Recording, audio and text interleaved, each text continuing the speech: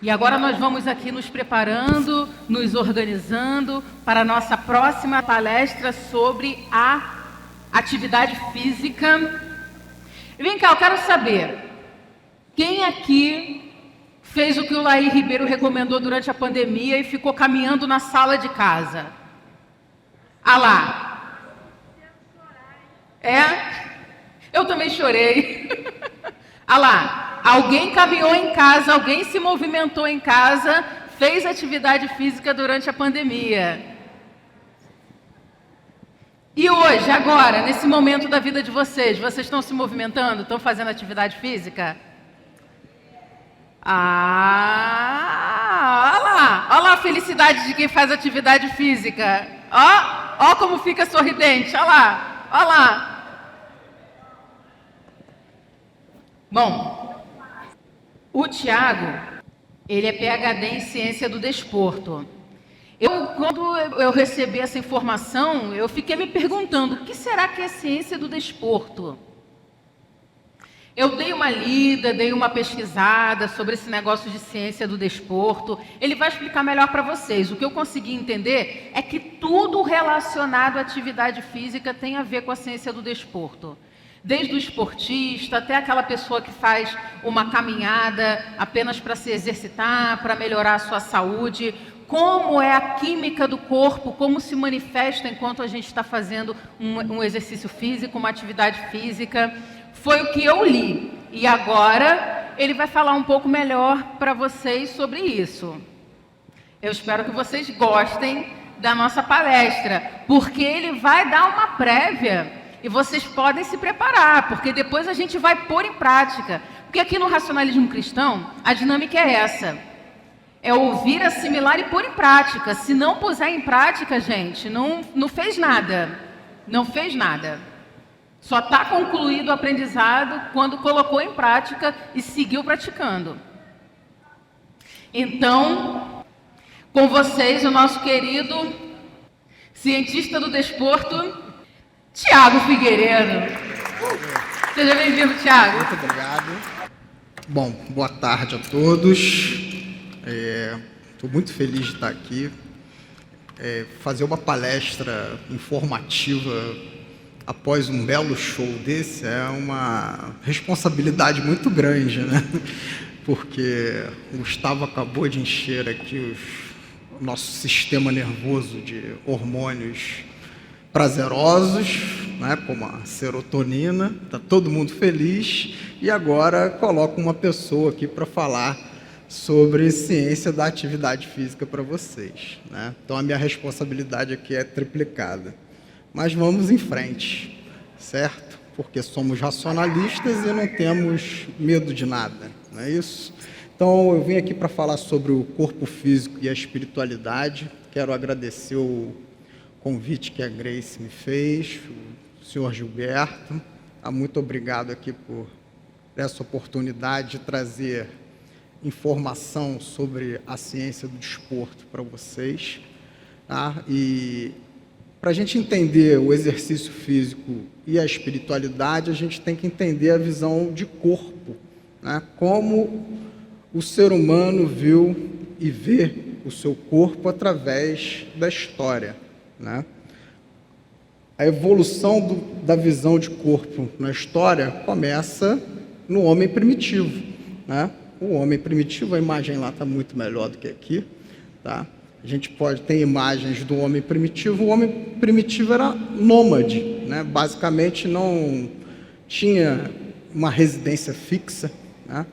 Os seres humanos viviam basicamente da caça, né? E da coleta de frutas ou qualquer outro alimento de origem vegetal, né? Basicamente, a preocupação com o corpo era manter-se vivo para poder caçar, né? E nessa época, provavelmente, não havia nenhuma preocupação de cuidar da mente e do espírito. Basicamente, era uma questão de sobrevivência dentro da nossa história, tá? Posteriormente, né, na Antiguidade Oriental, isso é de onde nós temos os registros, né, da evolução dessa visão de corpo.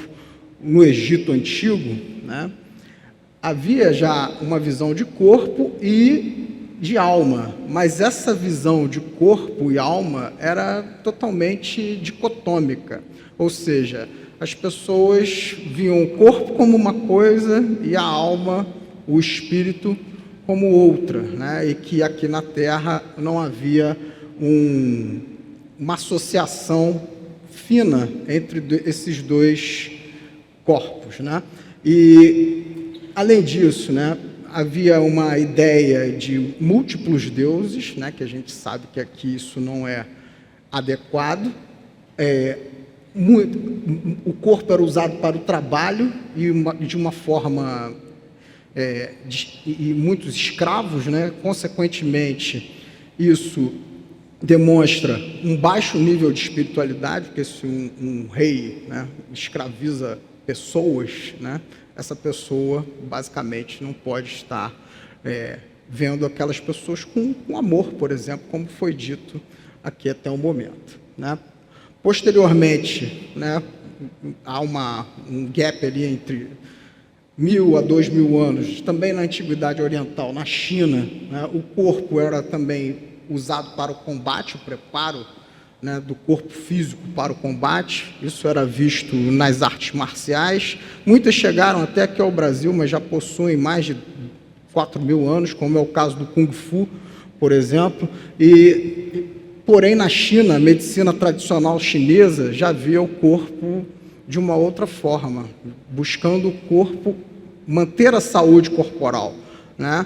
E algumas técnicas da medicina milenar, né, tradicional chinesa, como a acupuntura, né, ou o douyin, ou técnicas de massagem que se usam hoje, na atualidade, como o shiatsu, são vistas até hoje. Então, aí a gente já vê uma mudança na visão e na interpretação do corpo humano, né, uma preocupação um pouco maior com a saúde, ainda uma questão bélica muito forte, né, mas uma preocupação já com a saúde física, tá?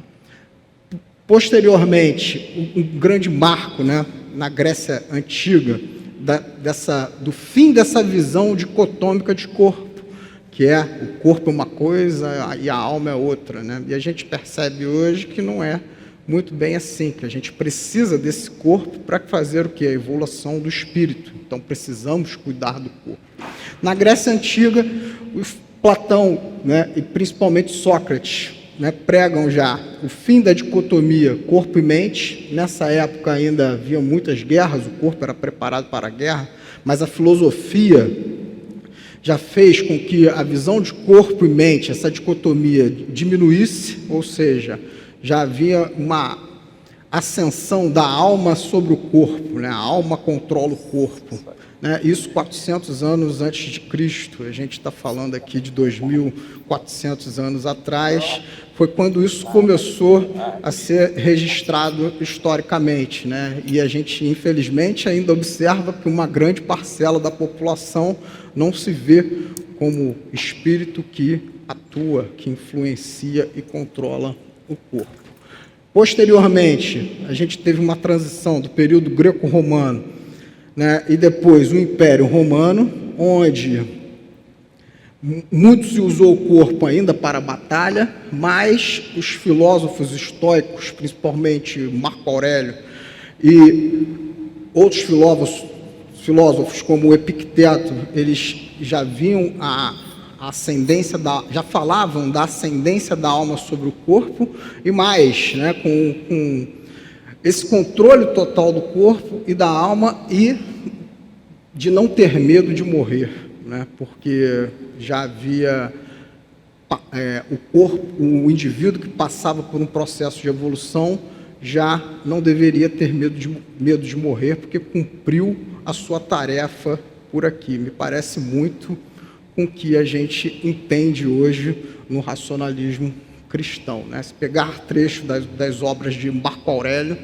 ele cita por diversas vezes a ausência de medo, o foco em si mesmo, né, no cumprimento das suas tarefas diárias e nas suas realizações, tá? Então, após isso, a gente passa para a Idade Média, onde o corpo já era visto, né, essa ideia de corpo separado do espírito, né, volta um pouco, mas já se percebe uma maior integração, assim como no final da filosofia estoica de Marco Aurélio, mas durante a Idade Média a gente sabe que ocorreram muitos bloqueios no que se refere ao estudo e à ciência, né? Desta forma, estudar o corpo humano não era permitido, o que provoca um atraso muito grande na medicina, no desenvolvimento de medicamentos, de terapias e assim sucessivamente. Posteriormente, na Idade Moderna, né, a Era das Trevas acaba, a Idade Moderna surge, Leonardo da Vinci, um grande cientista, artista e tudo mais que nós podemos imaginar, volta a estudar o corpo, né? Volta a falar das proporções corporais. Ele é um grande contribuinte da medicina, da ciência do movimento, da biomecânica em geral, e Leonardo da Vinci passa a estudar a anatomia humana, a descrevê-la de forma sistemática e, dessa forma, contribui significativamente para a medicina, como base, né, disciplinas de base da medicina. Tá? E, a partir daí, a gente passa rapidamente aqui pelos séculos 18, 19 e 20. No século 18, com a Revolução Industrial, o corpo é visto ainda como ferramenta de trabalho. Não há grande evolução ainda no aspecto do estudo da espiritualidade, e nos séculos 19 e 20, né, com essa evolução no estudo do corpo, né, que inicia-se na Era Moderna, né, a gente começa a ter mais informações, não só da anatomia do corpo, onde fica cada parte do corpo, mas como o corpo funciona, né, da fisiologia do nosso corpo. E se a gente entende como o corpo funciona, a gente passa a gerar o quê? Informações, né, e ter conhecimento de como interferir positivamente neste corpo, tá? Que é o que ocorre atualmente, né? Então, qual é a nossa visão atual? O homem já sabe que precisa deste corpo para evoluir. O racionalista cristão entende que quanto mais tempo permanecer aqui, mais oportunidades terá para fazer a sua evolução. E aí nós pegamos um trecho aqui do livro Clássicos do Racionalismo Cristão, de Maria Cotas, que tomo a licença poética para fazer a leitura, né? Onde a gente vê que a saúde deve ser preservada, tanto a do corpo físico quanto a mental, né? Moderação no trabalho, na alimentação e no lazer é o melhor que a pessoa pode desejar. Com saúde do corpo e do espírito, ela tem equilíbrio emocional, analisa o que passa ao redor, procura amar os semelhantes, sem restrição, sem egoísmo, levando a palavra amiga para que todos se compreendam, né? Então, fica claro aqui, nesse trecho de Maria Cotas, o cuidado que a gente deve ter com a saúde física, porque a saúde física ela vai influenciar diretamente na nossa saúde mental e, consequentemente, a gente vai conseguir desempenhar o nosso papel aqui na sociedade de forma melhor. E o inverso também é correto, né? É uma via que tem duas mãos, né? Se nós cuidarmos da nossa saúde espiritual, né, teremos uma melhor condição de cuidarmos do corpo físico e também realizarmos a nossa missão aqui que foi planejada, tá? Então, não é só cuidar da mente, não é só cuidar do corpo, não é só cuidar da vida espiritual. Nós temos aqui um trinômio, né, que atua em múltiplas direções e é multifatorial. Eu tenho que cuidar dos três, porque está tudo interligado, né? Dessa forma, se nós policiamos os pensamentos, temos uma condição de manter melhor os nossos níveis hormonais e, consequentemente, isso vai influenciar na nossa saúde física e a gente vai ter uma vida mais prazerosa e próspera no sentido de execução do nosso trabalho. Tá? Então, encerrada essa breve história aí da visão do corpo na humanidade, né? Óbvio que não é só isso, mas é uma palestra e tem que ter um tempo determinado para cumpri-la. Eu fiz aqui uma mega síntese, um resumão para a gente poder entender como chegamos até aqui, né? Eu trouxe aqui estudos, né, que mostram os benefícios do exercício físico para a saúde, né? Saúde, atualmente, no conceito da Organização Mundial de Saúde, não é apenas a ausência de doença, né? Saúde, ela envolve a saúde física, mental, social e todas as relações que isso permite, tá? Então, o que eu fiz? Eu busquei na melhor base de dados que a gente tem hoje no mundo, tá? Os estudos, tá? Ali vocês vão ver que é a Academia Americana de Medicina, ok? Então, dentro do site do PubMed, que pega todos os melhores artigos, né, que são publicados aqui no planeta Terra, e fui buscando pelos temas, tá? Então, o primeiro que eu busquei lá foi exercício e longevidade. E o que a gente encontrou quando você analisa os estudos que tratam de exercício físico e longevidade?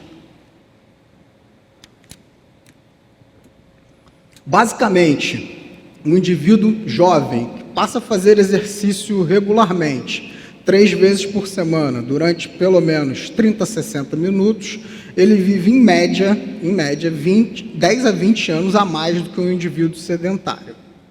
Um indivíduo idoso, né? Idoso aqui no Brasil são as pessoas que têm 60 anos ou mais, que passa a fazer exercício já idoso, não fez exercício a vida inteira, mas passou a fazer exercício a partir dos 60 anos, ele vive em média 5 a 10 anos a mais que um indivíduo idoso que não faz exercício.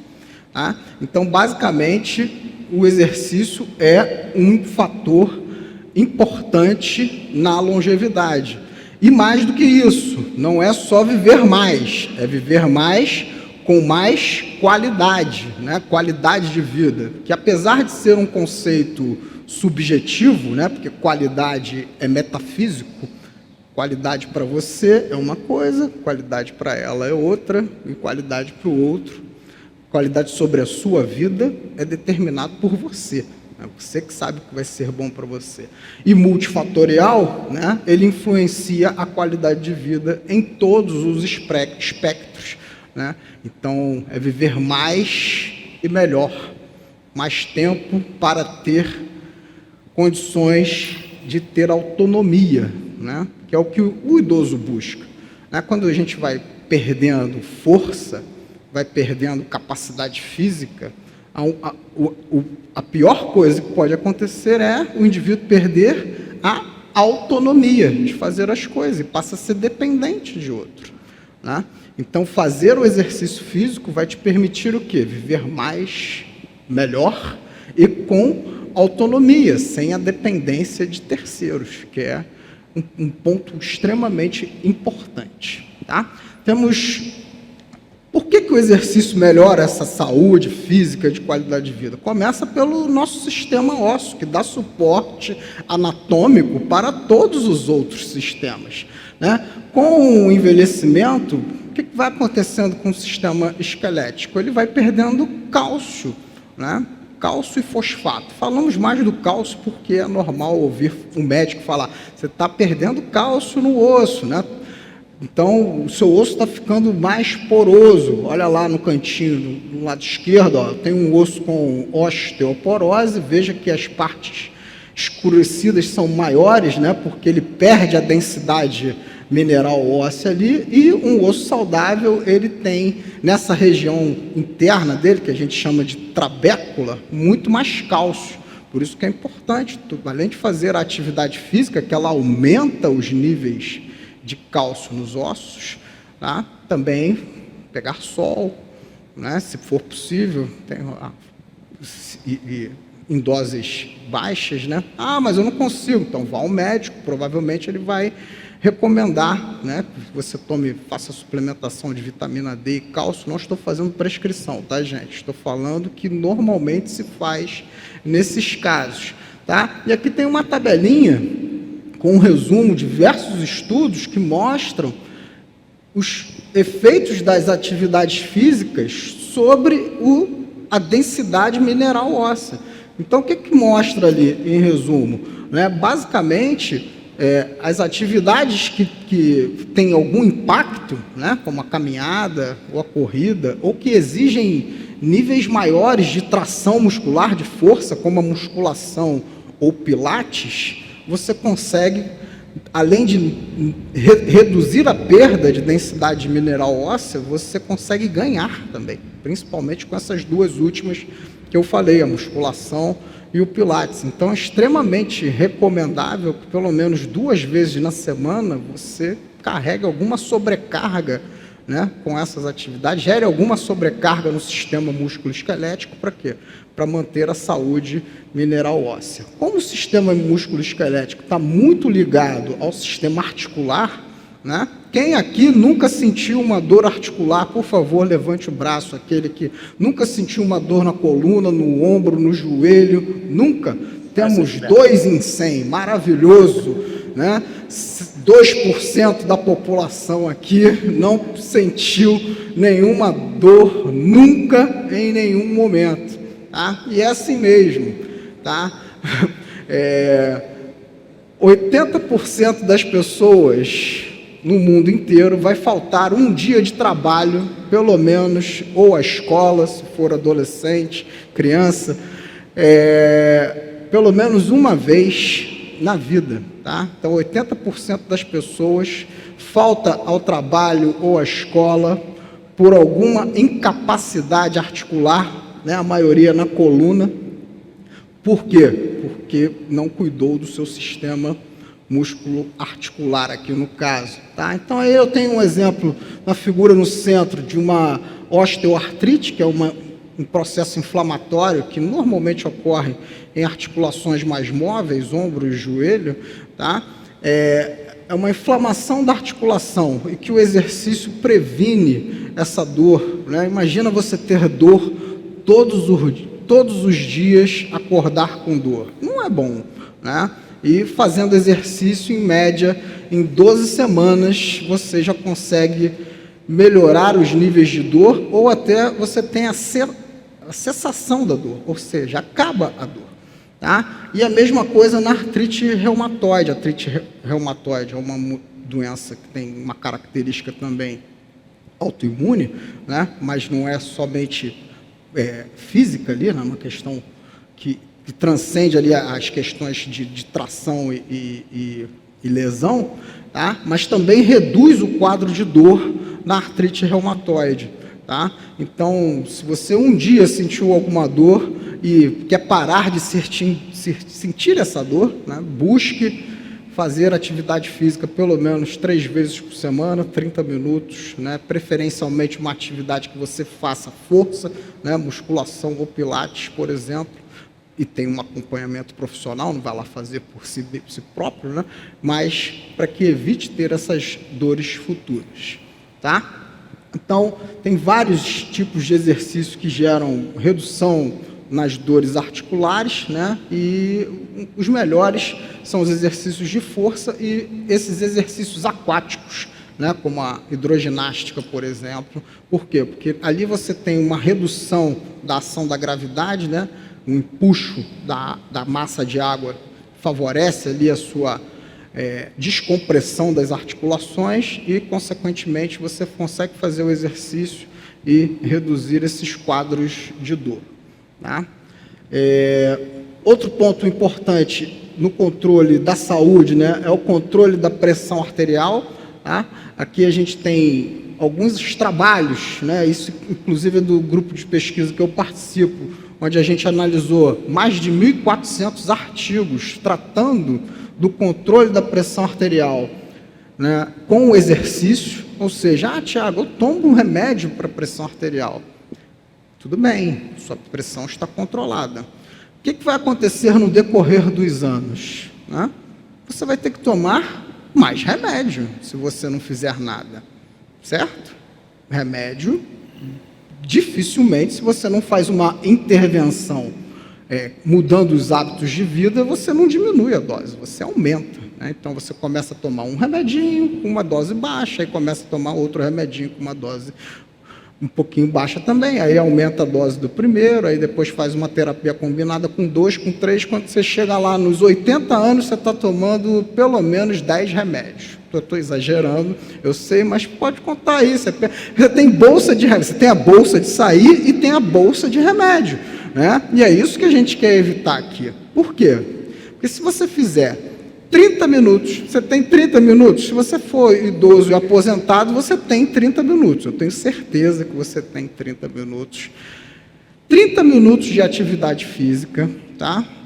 Uma caminhada leve. Ah, Tiago, mas eu não aguento 30 minutos, faça 10. 10. Existem evidências científicas que se você fizer 10 de manhã, mais 10 à noite, já está funcionando, tá? Faça 10, ande 10 minutos. Você já reduz os níveis de pressão arterial em pelo menos 3 milímetros de mercúrio em repouso em 5 a 10 semanas. Isso varia de indivíduo para indivíduo e do estado geral, né, e de avanço da doença. Tá? Isso diminui em 30%, 30%, é bastante coisa, o risco de infarto agudo do miocárdio e acidente vascular cerebral ou acidente vascular encefálico. Tá? Então, é pouca coisa, né, para muito benefício. E, consequentemente, quando você começar a fazer, você vai se sentir mais bem disposto, seu condicionamento vai melhorar e vai conseguir fazer mais exercício e vai ter mais benefícios. Então, aquilo que começou com 10 minutos vai passar a 20, vai passar a 30, até que você talvez consiga andar 40 minutos, 1 hora. Também não precisa passar disso, tá? Não precisa exagerar, porque tudo demais, né, faz mal também. Água demais mata a planta, não é isso o ditado? Então, faça aquilo que vai lhe fazer bem. Qual é a fase mais difícil? A fase mais difícil é começar, mas depois que você começa, isso só vai te trazer benefícios.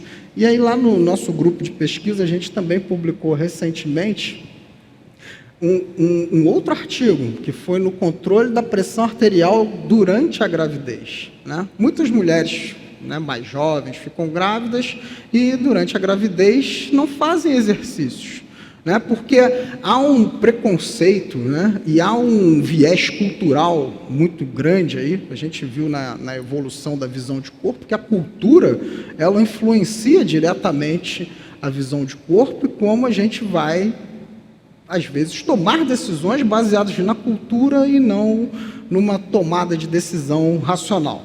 Então, muitas pessoas não fazem, as mulheres ficam grávidas e reduzem o nível de atividade física.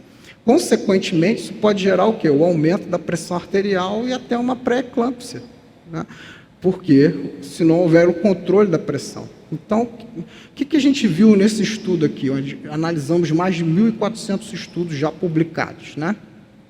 Que se a manutenção da atividade física, ou o início da atividade física durante uma gravidez sem risco, né, aparente, ela controla os níveis de pressão arterial e, além disso, ela contribui para o desenvolvimento do cérebro do bebê. Né? Por quê? Porque durante a prática de atividade física, nós liberamos muitos hormônios, né? Como, por exemplo, o hormônio do crescimento, né? Que provavelmente todo mundo já ouviu falar, ou fatores similares à insulina, né, que também são hormônios que servem para o desenvolvimento, e entre outros fatores bioquímicos, que acho que não vale a pena que a gente aprofundar, mas que contribuem o quê? Para o desenvolvimento do cérebro do bebê. Um bebê com um cérebro bem desenvolvido vai ter maiores possibilidades depois de desenvolvimento e, consequentemente, ter uma vida mais normal. Tá? Então, aí fica o recado para outro benefício da atividade física. Tá? Além disso, a atividade física também contribui para o controle da glicemia e do colesterol, até porque estão ligados, né? Tanto o açúcar no sangue, o diabetes, né? Ele está muito associado às dislipidemias, à falta de controle do colesterol, principalmente aquele colesterol ruim que seu médico falou, o colesterol está alto.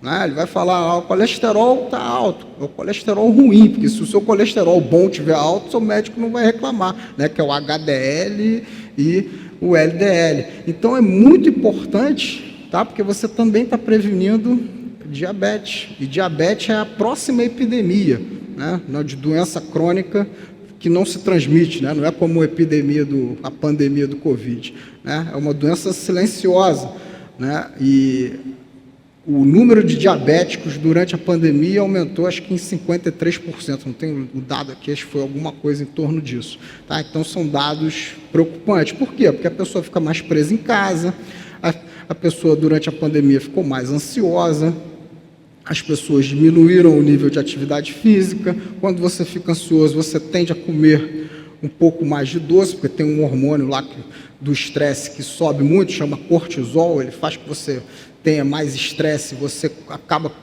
por comer mais doce. Quem come doce quando está estressado? Né? A maioria das pessoas sabe que quando está estressadinho, come um chocolatinho, não é isso?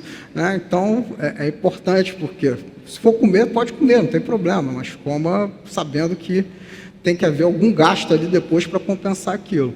Então, além da glicemia, né, há o controle do colesterol, né, as dislipidemias, tá? Que também todo mundo aqui já deve ter ouvido falar que com colesterol elevado aumenta o quê? O risco cardiovascular, né, que vai levar, por exemplo, a um risco maior de infarto agudo do miocárdio ou de AVC e por aí vai. Tá? Então, eu estou trazendo todos aqui esses benefícios da atividade física. Eu espero que, óbvio, que você não manifeste essas doenças físicas, né? Mas se você tiver alguma, já pode pensar em fazer. Por quê? Porque vai reduzir aí, vai pelo menos reduzir o risco, não vai subir essa dosagem dos remédios que você já toma, né? Quem sabe pode até diminuir, tem muitos estudos que mostram, né, que você pode reduzir a carga de fármaco, né, fazendo atividade física regular, e existem estudos que mostram até que os indivíduos param, né, óbvio, com acompanhamento médico, né, de utilizar o fármaco após períodos mais longos, né, de prática de atividade entre 6 meses e 1 ano. Tá? Falei bastante aqui das questões fisiológicas e agora a gente vai entrar num ponto que eu acho bastante interessante e que aumentou muito o número de estudos nos últimos anos, que são os efeitos das atividades físicas sobre as doenças psicossomáticas, né? Então, a atividade física, ela, por influenciar muito o sistema nervoso e os níveis hormonais, ela consegue melhorar a saúde mental como um todo, tá? E, por exemplo, ela controla distúrbios do sono. Eu durmo mal, né?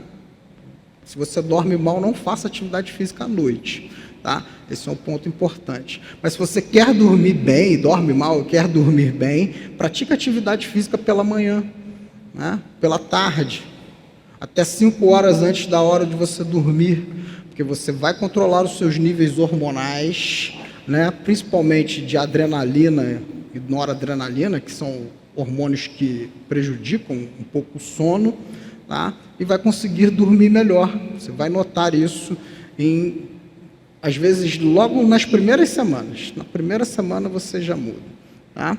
Também na depressão, a atividade física é um remédio extremamente importante contra a depressão. Indivíduos que fazem atividade física leve ou moderada, regularmente, apresentam índices muito baixos de depressão, né? Com a pandemia, as pessoas não ficaram presas em casa, não diminuiu o nível de atividade física. Como é que estão os números da depressão? Subindo vertiginosamente, tá? A mesma coisa em relação a distúrbios bipolares, né? transtornos obsessivos compulsivos. Por quê? Os transtornos obsessivos também estão ligados a altos níveis hormonais, principalmente de dopamina no seu cérebro. Dopamina é um hormônio estimulante, né? A pessoa parece que está ligada no 220 o tempo todo, né? Só que quando ela faz atividade física, há um pico dopaminérgico, que a gente chama, mas depois essa dopamina ela se estabiliza em níveis mais baixos, né? Permitindo que a pessoa fique mais tranquila e não chegue a ter transtornos obsessivos compulsivos. E essa última aqui do cantinho, né, que são as desordens temporais, que isso é muito visto na Europa, né?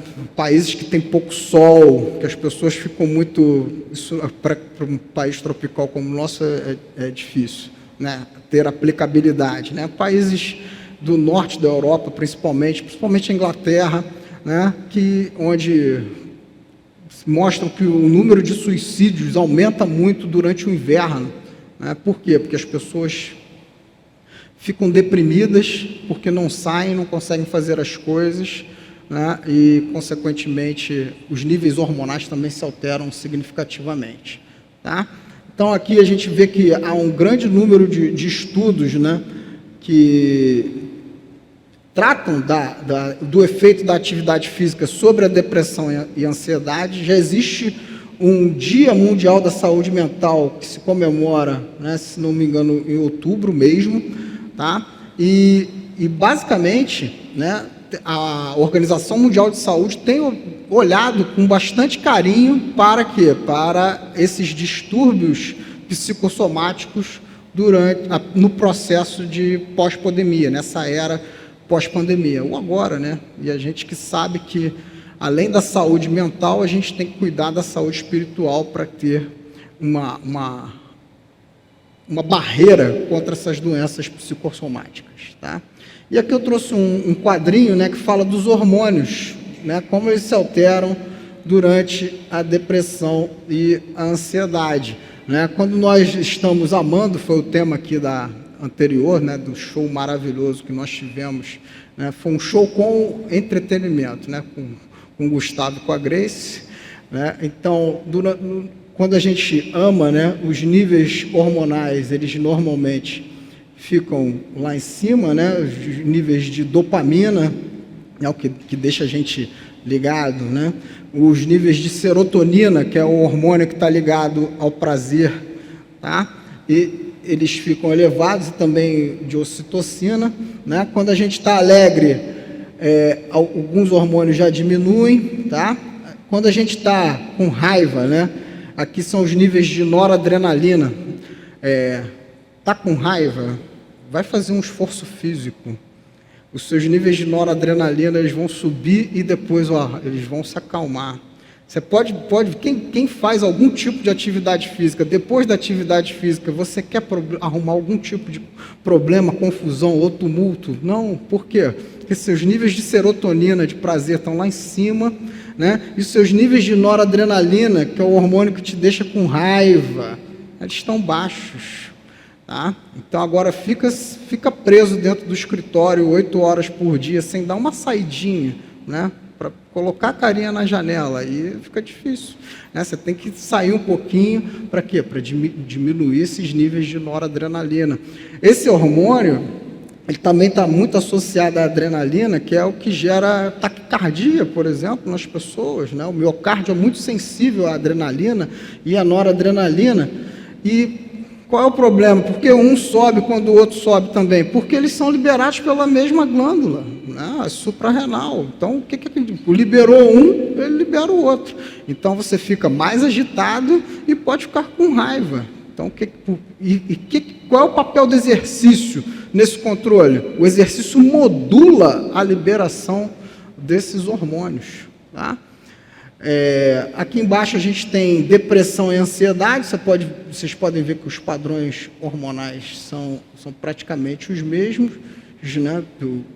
Há uma redução, né, de dopamina e serotonina e ocitocina, né, que a gente chama que é o hormônio do amor, tá? Tanto na depressão quanto na ansiedade. Então, por que a pessoa que tem depressão ou está indo para um quadro deprimido, ela tem que fazer atividade física? Para aumentar esses níveis de dopamina e serotonina e fazer atividades prazerosas, né? Que atividades prazerosas? Ficar com a família, por exemplo, né? É o que, se a família não for conflituosa, né? Se ela for, é melhor não gerar conflito, mas ficar com a família, né? Fazer atividades com os amigos. Ir à praia, tem estudos que mostram que ir à praia gera aumento desses hormônios prazerosos. E ter contato com o solo, eu acho que a Ivonete que falou aqui da infância, que colocava lá o pé no chão, não foi? E ter contato com o solo, né? com a terra, aumenta os níveis de serotonina. Então, na verdade, é fazer atividades na natureza, né? Mas o artigo que estudou isso disse, basicamente, eles falaram, pisar na terra, né? Pisar na areia, ter contato com o mar, tá, ok? Além disso, né, já que a gente estava falando de neurotransmissores, né, eu trouxe aqui uma figura que trata da doença de Alzheimer, né? O Alzheimer é uma doença neurodegenerativa, né, que gera alterações significativas na anatomia do cérebro, com perda de massa encefálica, principalmente a cinzenta, né, que são os corpos dos neurônios, e, consequentemente, o indivíduo tem uma perda progressiva de memória, inicialmente, e depois ele chega,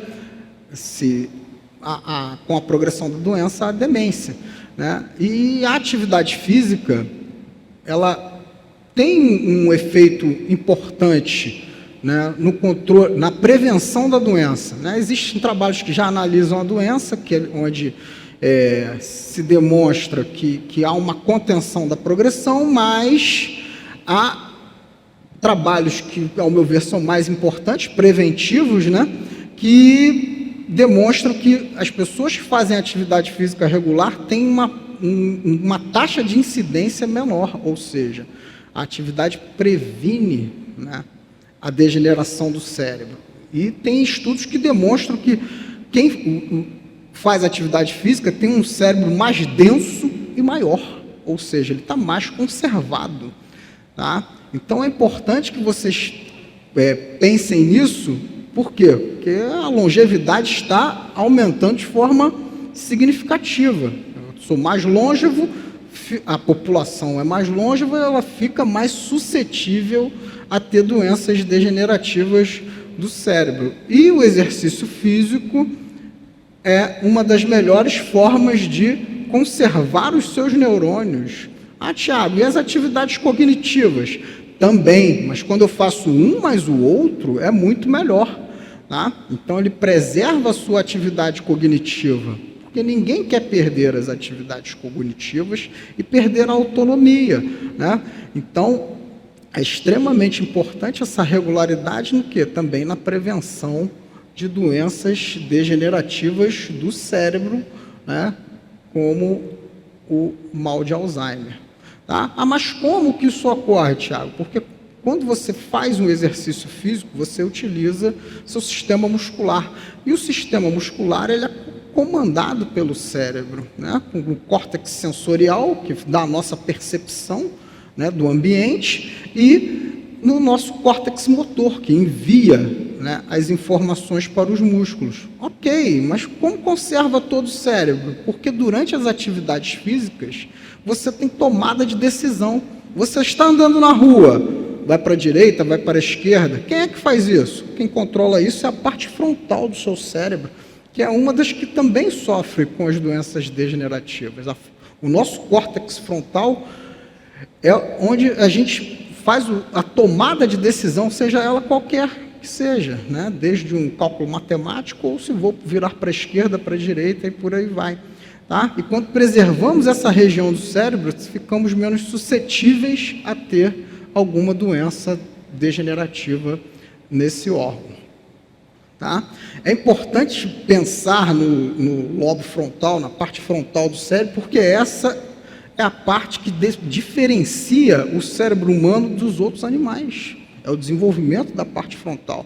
Se nós pegarmos o cérebro de outros animais, né, os animais menos desenvolvidos, que não permitem a ação de um espírito, né, como um humano, você observa que toda a parte posterior, aqui o cerebelo, tronco, bulbo, né, toda a parte central que está relacionada ao movimento e à percepção do ambiente, ela é ou mais desenvolvida ou similarmente desenvolvida ao nosso.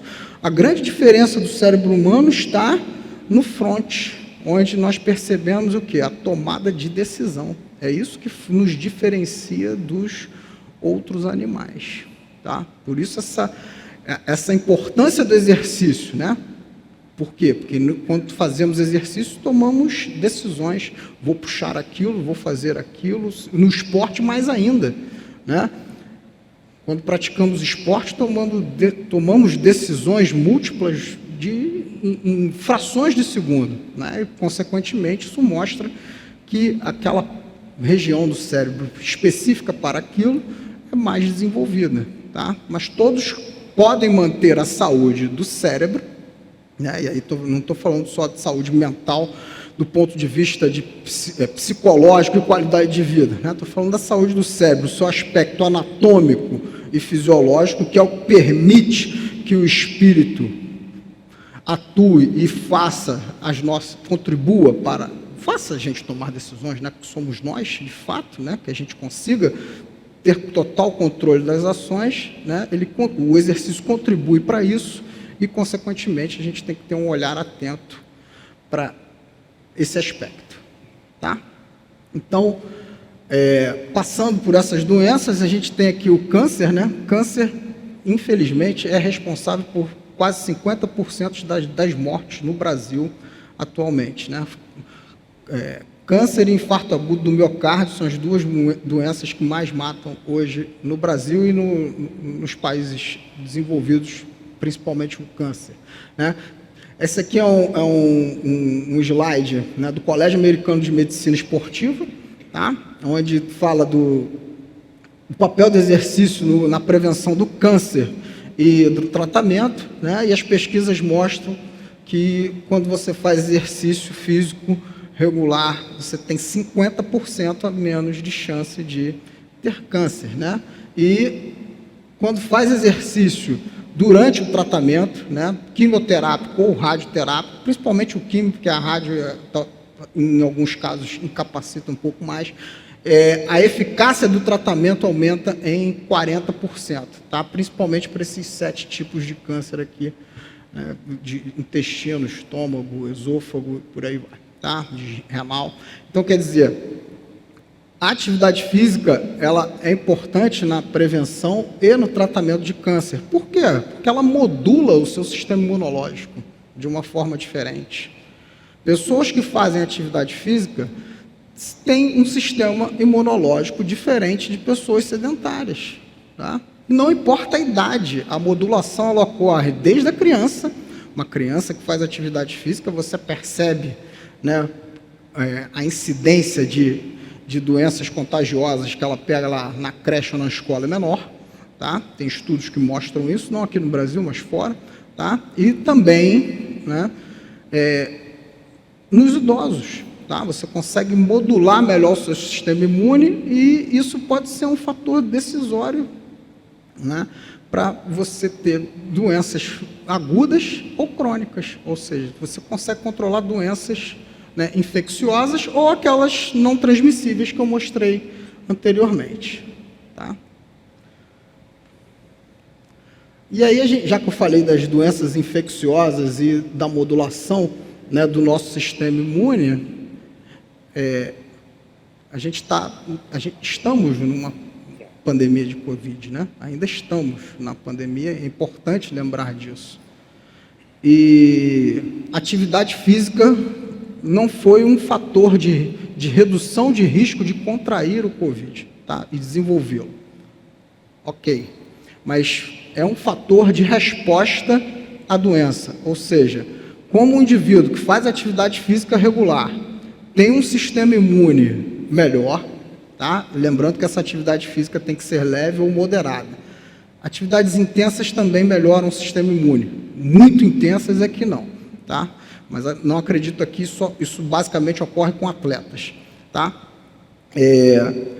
Pessoas que fazem atividade física regular, elas têm uma resposta imunológica melhor a doenças infecciosas. Consequentemente, né, já se mostrou, né, são dados preliminares ainda, porque a pandemia tem 2 anos e para você publicar um estudo isso leva pelo menos 6 meses, tá?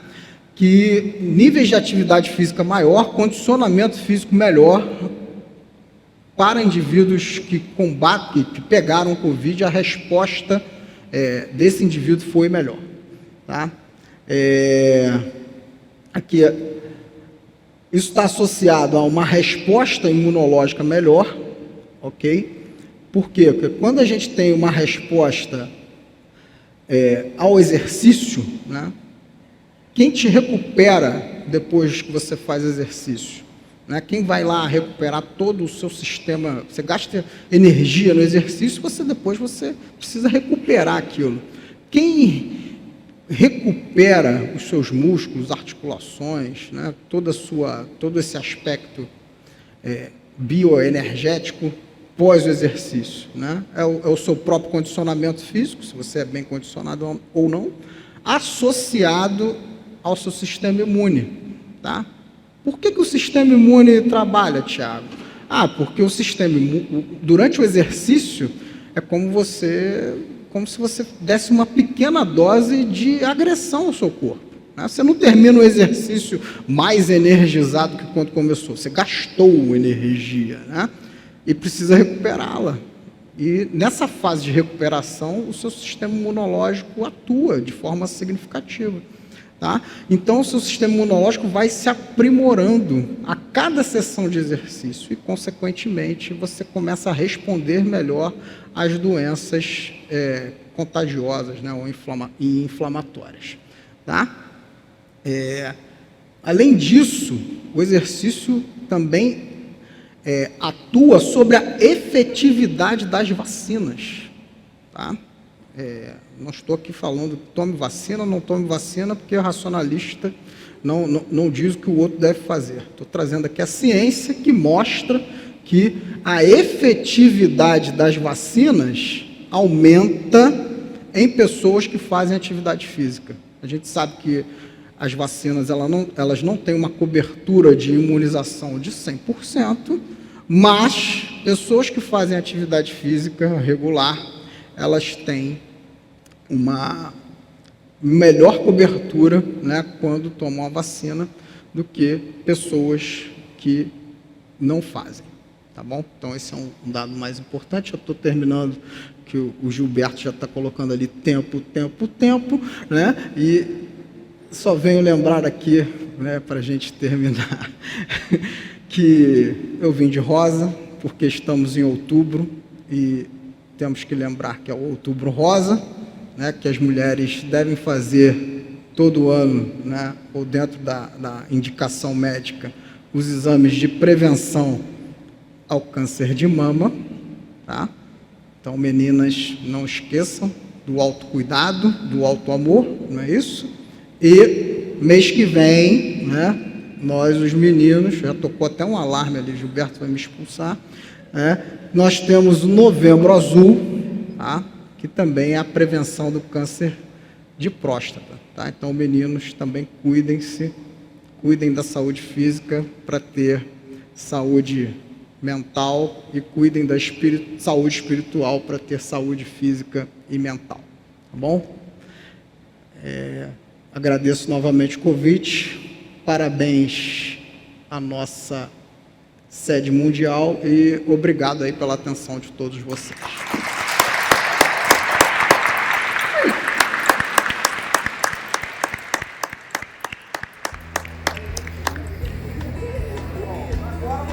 Isso aí, seu Gilberto, dá um exemplo.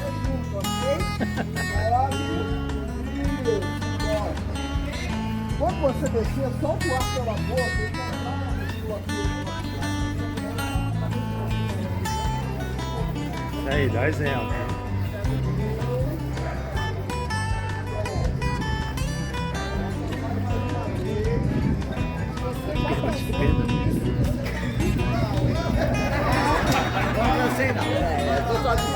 Fala. Ó, dá exemplo. Pode ver lá, São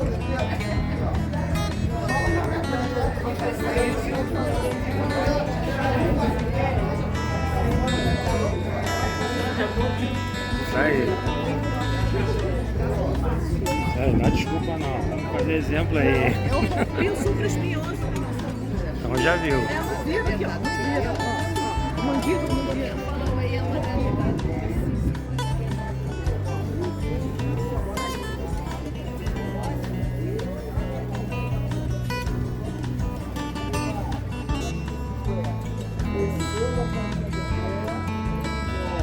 Agora eu vou estourar um movimento. Vai pro lado, ok?